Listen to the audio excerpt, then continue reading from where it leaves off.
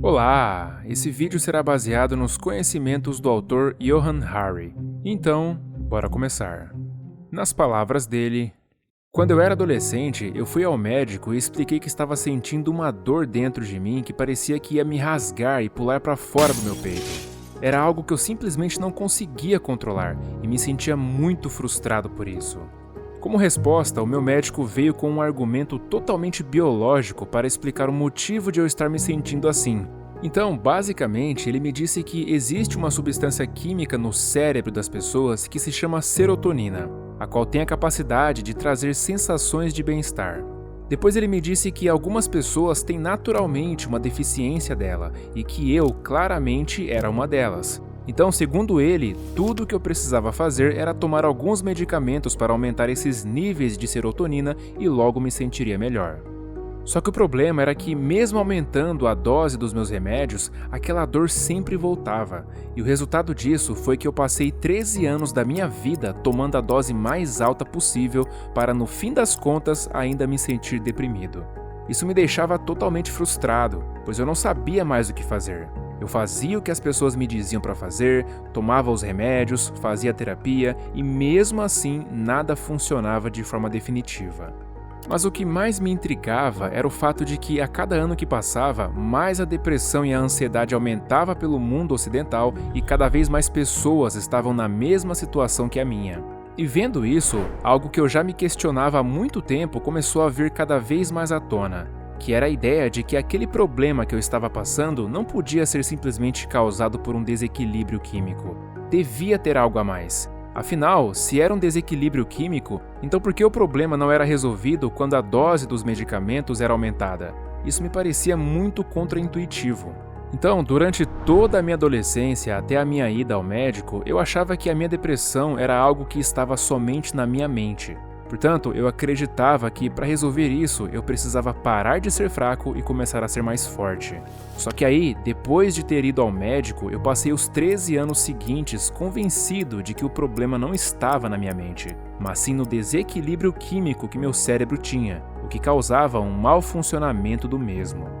Mas ao fazer pesquisas para o meu livro chamado Conexões Perdidas e ao falar com os principais especialistas do mundo sobre esse tema, eu aprendi que existem fatores biológicos que realmente podem te deixar mais vulnerável a problemas como depressão e ansiedade. Mas a questão é que, de acordo com a Organização Mundial da Saúde, que é a principal entidade do mundo nesse assunto, e de acordo com o principal médico da ONU, as principais causas para esses problemas estão na maneira como vivemos. Aliás, eu descobri que há evidências científicas mostrando 9 causas para a depressão e ansiedade.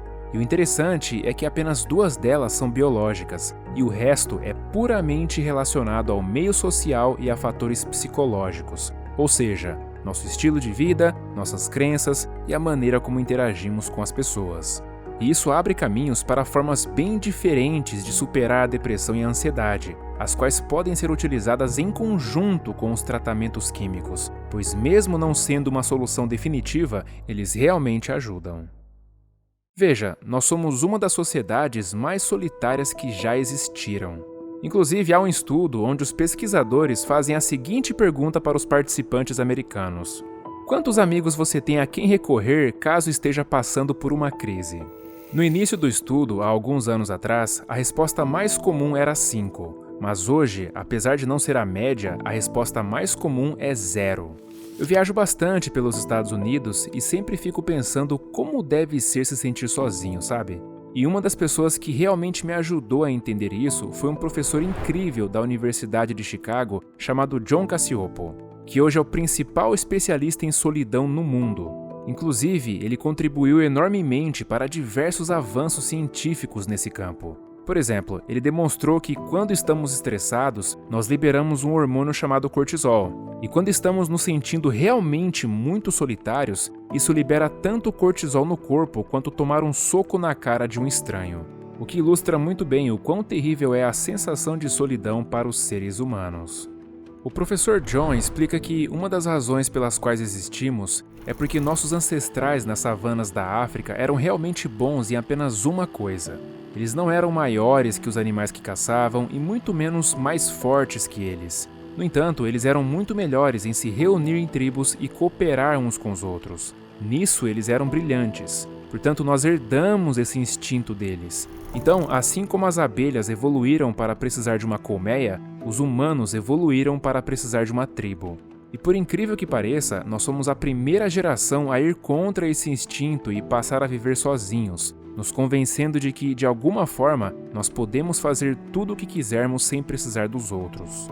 Mas a verdade é que nas circunstâncias em que os seres humanos evoluíram, se você fosse separado da tribo, você ficaria deprimido e ansioso, mas por uma boa razão, pois estar sozinho naquele contexto significaria um enorme perigo. Hoje em dia, esse perigo não existe mais, mas você ainda carrega esse instinto dentro do seu corpo. Agora, eu menciono isso porque nós temos duas situações aqui. A primeira é que o professor Cassiopo provou que a solidão realmente causa depressão e ansiedade, e a segunda é que nas ciências sociais há evidências esmagadoras de que a solidão tem aumentado significativamente. É claro que deve haver várias outras coisas que contribuem para esses problemas, mas essas informações nos ajudam a entender um dos principais motivos para haver esse aumento tão expressivo nos diagnósticos de depressão e ansiedade no mundo.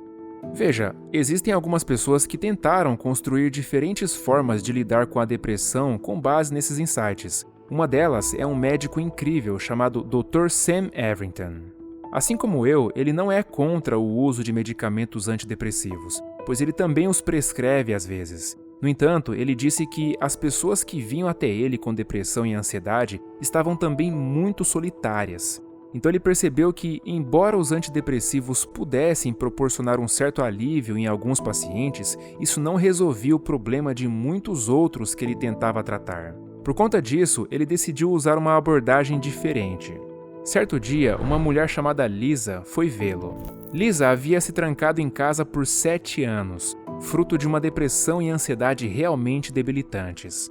Então o Dr. Sam disse a ela o seguinte: "Não se preocupe, eu vou continuar te dando os medicamentos, mas além disso, vou tentar algo diferente. Vou recomendar que você participe de um grupo de apoio."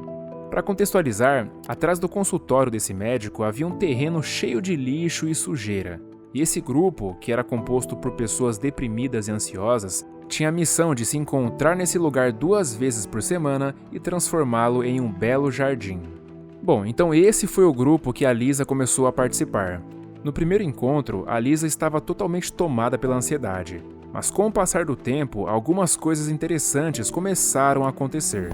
Por exemplo, eles passaram a falar menos sobre o quão mal se sentiam e mais sobre aquilo que precisavam fazer ali, pois nenhum deles tinha conhecimentos de jardinagem. Então eles passavam a maior parte do tempo conversando sobre o estado do solo, o clima e a natureza. Inclusive, há uma enorme quantidade de pesquisas mostrando que a mera exposição à natureza é um antidepressivo muito poderoso. E conforme essa interação social foi acontecendo, eles passaram a fazer aquilo que todos os seres humanos fazem quando estão dentro de uma tribo, que é ajudar a resolver os problemas uns dos outros. Por exemplo, uma das pessoas do grupo era desabrigada e dormia dentro de um ônibus. E ao saberem disso, as pessoas do grupo diziam: "Mas é claro que você está depressivo, você dorme dentro de um ônibus." Comovidos pela situação dessa pessoa, eles então passaram a pressionar o conselho local para conseguir uma moradia para ela. E adivinha só? Eles conseguiram. E diga-se de passagem, para a maioria das pessoas que participaram dessa ação, essa foi a primeira vez que elas haviam feito algo generoso por alguém em anos, o que fez com que elas se sentissem realmente muito bem. E como a própria Lisa disse posteriormente, à medida em que o jardim começa a florescer, nós começamos a florescer. Olha só que interessante, houve um estudo na Noruega muito semelhante a esse que citei, e o que eles constataram foi que essa atividade era pelo menos 2 vezes mais eficaz do que medicamentos antidepressivos. E a razão disso é porque, através dessa atividade, as pessoas estavam resolvendo algumas das principais causas pelas quais elas se sentiam depressivas e ansiosas, que é a falta de conexão com as pessoas e a falta de contato com a natureza. Causas essas que, apesar de não serem as únicas responsáveis por tais problemas, são bastante significativas. É claro que, para algo tão complexo quanto a depressão e a ansiedade, seria absurdo dizer que existe apenas uma solução. Mas parte da minha crítica vai para a maneira como aquele médico conduziu meu problema na época e para casos parecidos com aquilo que eu passei. Por exemplo, eu fiquei sabendo que há algumas semanas atrás, um dos amigos do meu sobrinho, o qual tem 18 anos de idade, foi ao médico em busca de ajuda para tratar a depressão e a ansiedade. E eis que o médico lhe disse o seguinte: "Ah, você está com falta de dopamina no cérebro." E aí eu pensei, Jesus, 20 anos se passaram e quase nada mudou com relação à orientação que os médicos dão nesses casos. A única diferença é que em vez de ser serotonina, eles dizem agora que é a dopamina que está faltando no cérebro. Portanto, acredito que o que precisamos fazer é contar aspectos mais complexos e verdadeiros sobre a depressão e que englobem os muitos fatores que estão em jogo, não só o químico, e principalmente, precisamos aprender a lidar com todos esses fatores da melhor maneira possível, e há várias formas de se fazer isso. Por exemplo, há um estudo extraordinário realizado na Grã-Bretanha que mostra que a criança britânica média nos dias de hoje passa menos tempo ao ar livre do que um prisioneiro de uma cadeia de segurança máxima. Isso ocorre porque, por lei, um prisioneiro de segurança máxima deve passar 70 minutos ao ar livre, e a maioria das crianças britânicas não faz isso. Quer dizer, essas crianças estão crescendo tendo menos acesso a algo importantíssimo para a saúde mental do que um prisioneiro. Só que o mais intrigante é refletir sobre a chegada da internet. Antes mesmo dela, muitos dos fatores que causam depressão e ansiedade já estavam aumentando, como por exemplo a solidão. Mas o que a internet trouxe foi meio que uma oportunidade de recuperarmos o que perdemos. Por exemplo, perdeu seus amigos? Sem problemas. Aqui está algumas sugestões de pessoas que você talvez conheça.